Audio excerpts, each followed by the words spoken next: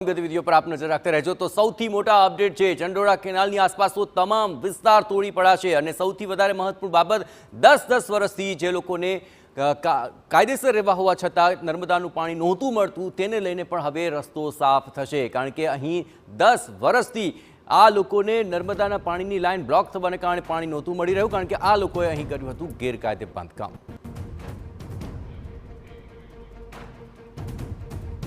તો ચંડોળા ડિમોલેશન અંગે હાઈકોર્ટમાં સુનાવણી થવાની છે। આપને જણાવે કે આ સમગ્ર મામલે ફોરેન ટ્રિબ્યુનલ આ અંગે નિર્ણય લે તે પ્રકારની અરજી કરવામાં આવી છે અને મીડિયાને કવરેજ કરતા રોકવામાં આવ્યા હોય તેવી પણ વિગતો મળી છે। કોઈ પણ જાહેરાત વગર કવરેજ કરવા પર મૌખિક મનાઈ આપી દેવામાં આવી, પરંતુ કોર્ટરૂમની બહાર પીઆઈ કક્ષાના અધિકારીઓએ રોક્યા હોવાનો અત્યારે ખુલાસો થઈ રહ્યો છે। આપણે જણાવીએ કે આ સમગ્ર મામલે સંવેદનશીલ કામગીરીમાં રાજ્ય સરકાર ઉપર આક્ષેપ લાગ્યા છે અને આ જ બાબતોને લઈને કોર્ટમાં હવે શું સુનાવણી અને ગતિવિધિઓ ચાલશે તે અત્યંત મહત્વપૂર્ણ છે।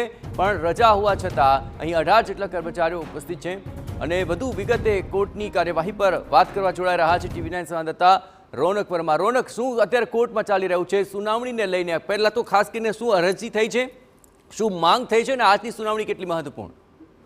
સ્વાભાવિક રીતે જે પ્રમાણે જે સૌથી મોટી ડિમોલિશન કામગીરી ચાલી રહી છે તેમાં હાઈકોર્ટમાં સુનાવણી ચાલી રહી છે, પરંતુ તેમાં કોઈ પણ પ્રકારે કવરેજ કરવા માટે મીડિયાને પ્રતિબંધ ફરમાવવામાં આવ્યો છે તે પ્રકારની મૌખિક જાણકારી છે તે આપવામાં આવી રહી છે।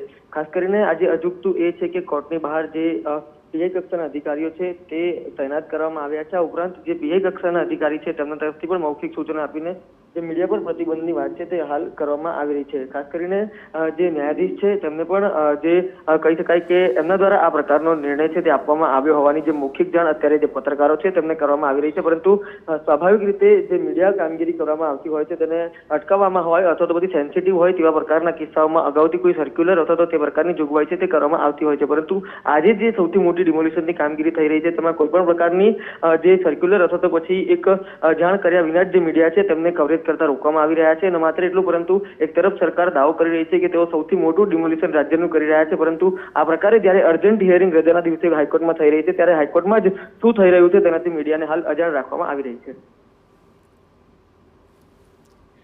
આવા રોનક, તમામ કોર્ટની કાર્યવાહી પર આપ નજર રાખતા રહેજો। તો મૌખિક રીતે અત્યારે મીડિયાને કવરેજ કરવાની મનાઈ કરવામાં આવી, રોકવામાં આવ્યા છે। જોકે આ અંગે કોઈ પહેલાથી સર્ક્યુલર જાહેર નથી કરાયું કે ના કોઈ જાણ કરાય છે, સીધા જ તેમને મૌખિક રીતે આ તમામ ઘટનાનું કવરેજ કરવા માટે રોક લગાવવામાં આવી, પ્રતિબંધ લગાવવામાં આવ્યો।